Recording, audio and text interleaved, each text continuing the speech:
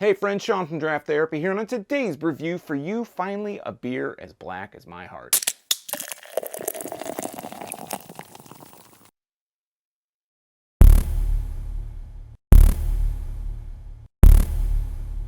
Sublimely Self-Righteous is an 8.7% black IPA from Stone Brewing in Escondido, California.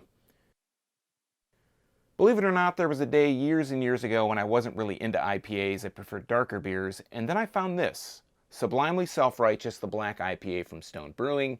It was before it was even available year-round, so this is probably like 2009, and those dark malts, it just really blew the doors open for me as far as the hoppy world of regular IPAs. Well, now it's back, it's available nationwide, and this time it's not available only in a mixed pack, but available all on its lonesome in a 6-pack.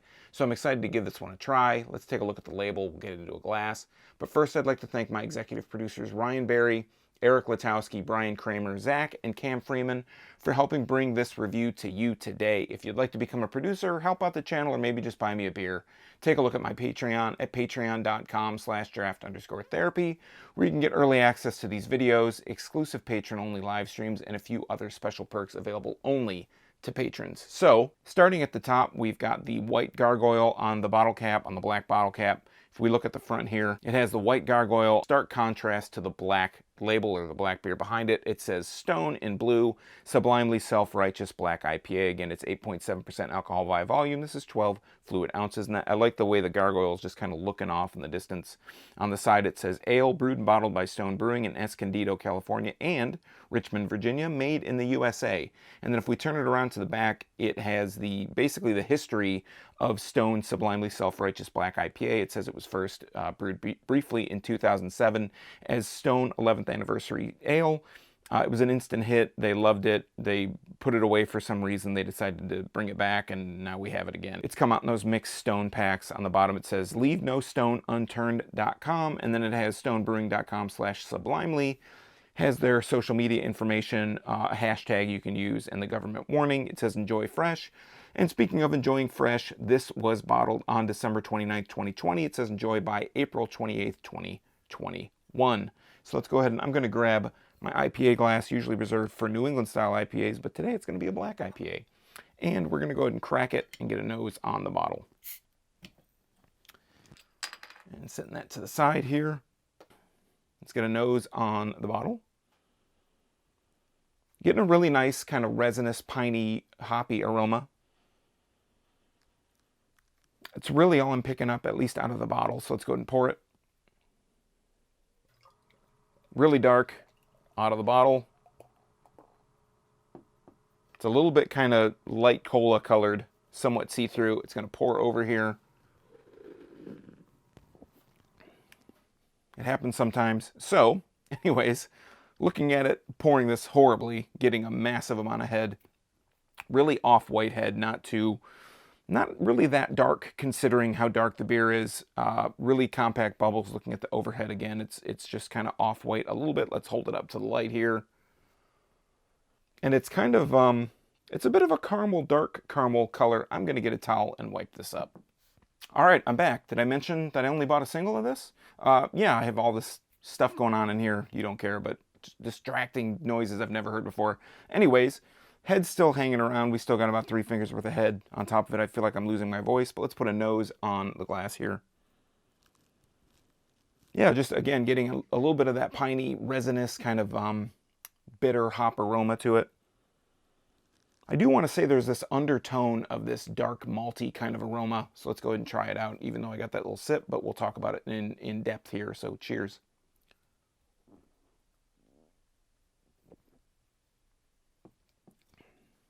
And that is really good. That's still on the level of quality that I remember. It's got this, it has that piney resinous note up front.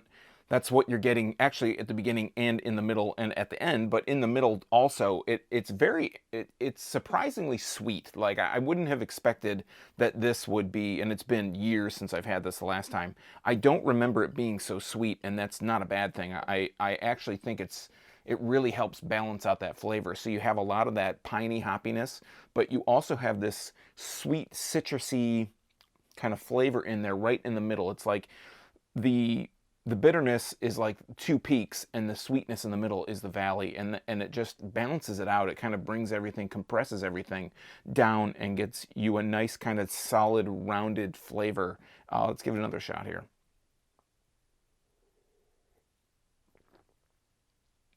The mouthfeel is very light, very smooth, just very clean all throughout. But again, you get that nice, again, that nice kind of piney bitterness in the front end.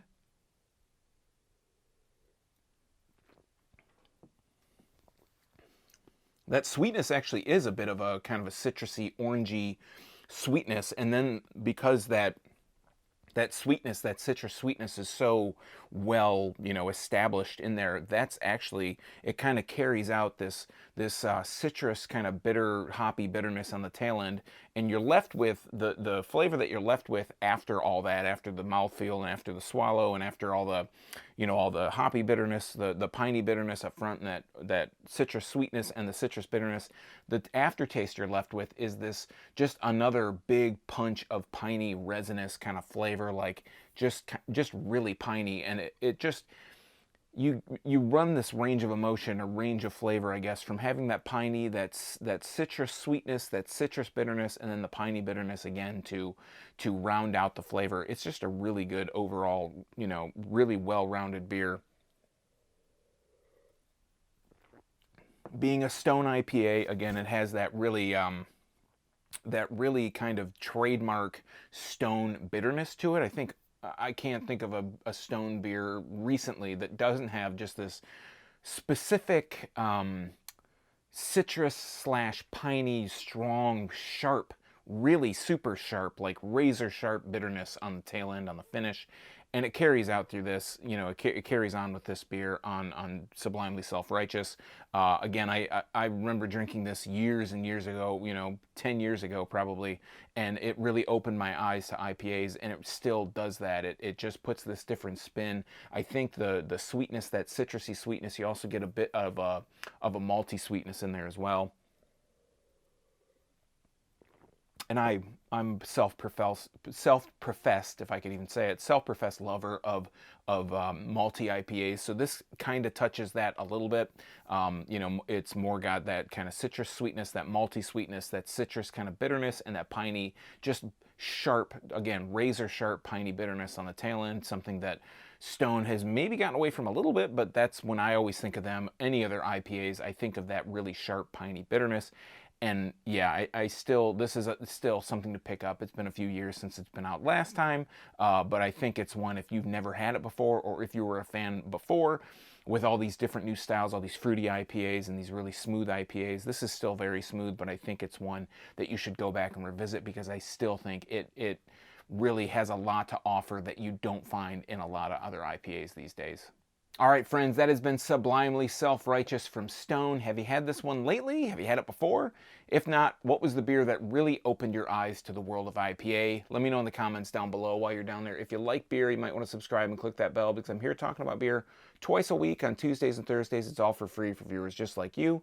And you might miss your newest favorite if you're not subscribed and getting those notifications. So until next time, I'm Sean from Draft Therapy. Thanks for stopping by. Remember, drink craft beer, support your local breweries. These guys are in Escondido, California, and Richmond, Virginia. And don't forget to treat yourself to a little draft therapy. Thanks for watching. Cheers.